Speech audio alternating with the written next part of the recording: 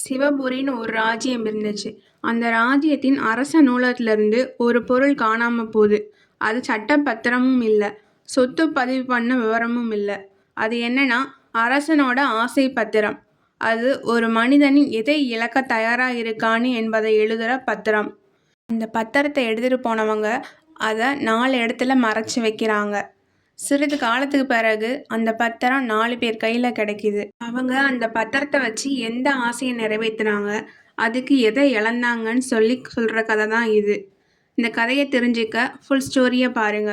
Welcome to magical mirror talks. அந்த நாட்டில் கண்ணன் ஒரு விவசாயி இருந்தான். அவன் நிலத்தை உழும்போது அவனுக்கு ஒரு மண் குடுவை கிடைக்குது.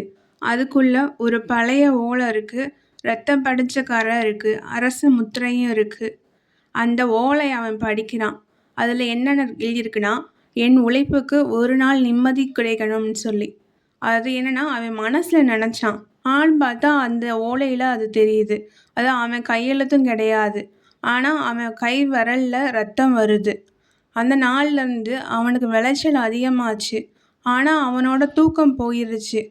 அவன் என்ன நினைக்கிறான்னா, நான் விளைச்சல் அதிகமாக வந்துச்சு, எதுக்கு என்னோட நிம்மதி இல்லாமல் இருக்குன்னு சொல்லிட்டு.